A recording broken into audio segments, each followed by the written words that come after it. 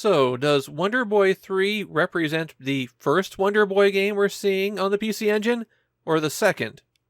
A port of Wonder Boy 2 was the first game on the PC Engine, except they replaced all the characters with candy mascots, so does that count as a Wonder Boy game? Wonder Boy is the game series with the most confusing family tree, and there are two more Wonder Boy games without Wonder Boy in them to come on the PC Engine. Of course, the game often just goes by Monster Lair, so we can pretend that the Wonder Boy isn't there at all. Originally, this was released as an arcade game. The last Wonder Boy game released in arcades. From this point on, Wonder Boy is console exclusive. The PC Engine version took advantage of the CD-ROM system. What did the CD add for this release? Well, they re-recorded the game's soundtrack with an actual band. And that's it. No voice cutscenes, no massive amounts of content, no extra game. Monster Lair is also the point where it feels like the CD-ROM is actually getting traction. Releases for those first 10 months have been very spotty. We're going to have at least one new CD-ROM game a month until the whole platform starts winding down. The plot of the game is that you're Leo, a descendant of Wonder Boy who took care of Monsterland and then fell into the dragon's trap. While visiting a shrine to Wonder Boy with his friend Pura-Pril, aliens invade, and since there's a sword right there, why not pick it up and fight back? Monster Lair is one of the rare shoot-'em-ups on the PC Engine where the two-player mode from the arcade was carried over to it. The second player is often dropped due to technical limitations, but Alpha Systems got it to work here. The game takes place across 14 stages divided into 2 segments each. The first segment is a platforming stage, similar to the original Wonder Boy. Here your health bar, and this time it actually is a health bar, is constantly ticking down, and you have to collect fruit and power-ups in order to push it back up. Getting hit by an enemy bullet will reduce your health, but coming into contact with an enemy will kill you instantly. The second half of the stage also features the ticking down health, but now it's a straight shoot-'em-up.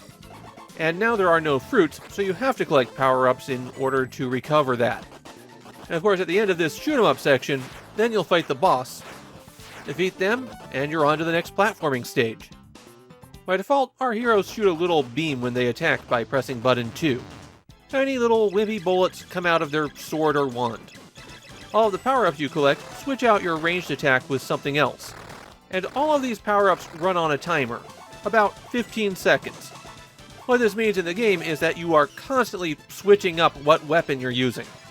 Even if you like what you have, you'll want the health recovery from picking up another weapon, and it's going to run out anyways, so you might as well switch.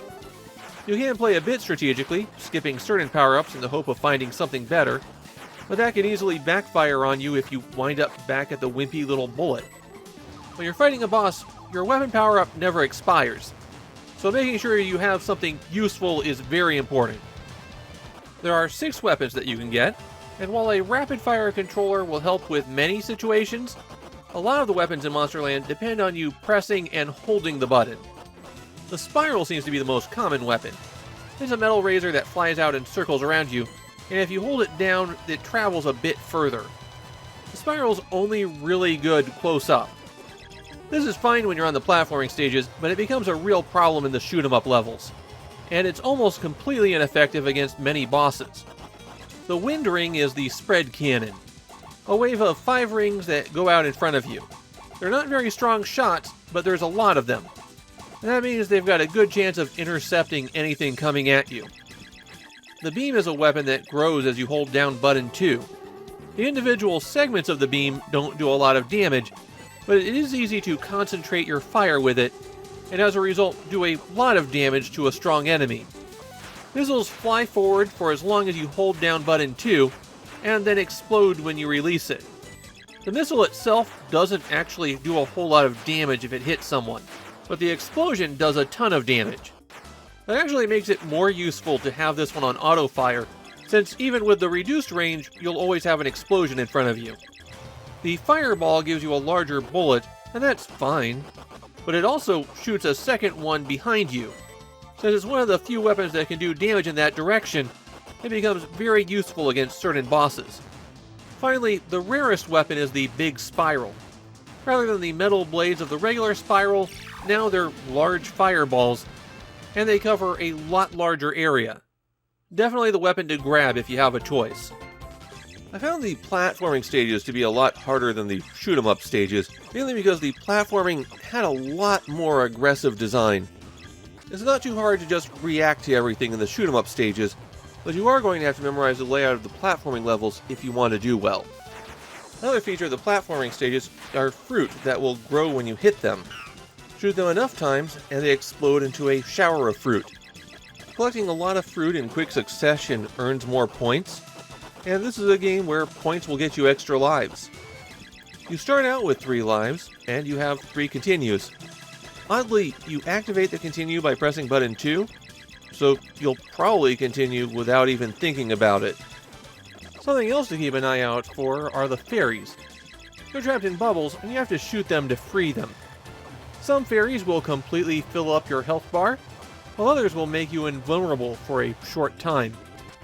As for the bosses, well, since shooting you with a bullet doesn't have a whole lot of effect, most of the bosses launch other enemies at you. That means it helps to have a weapon that can really screen those out. Those little enemies not just act as an attack, they're a shield for the boss. You'll have to knock them aside to get your hits in. The PC Engine CD version was the first port of Monster Lair, but another one followed about a year later. The Mega Drive got their port, and between the two of them, my preference is for the PC Engine version, though that mainly comes down to the soundtrack. I think people agree with my assessment there, since most of the Japanese player comments that I found were all about how the PC Engine version's soundtrack was great. My personal take on Monster Lair is that it's a really creative version of a shoot-'em-up. There aren't a lot of those auto-scrolling runner games at this point. The concept meshes really well with the traditional shoot-'em-up for the bosses. Putting all of the weapons on a timer and then giving you a huge quantity of weapons made your choice of weapon a lot more strategic. It was a very good port of a very good game. Definitely one worth playing.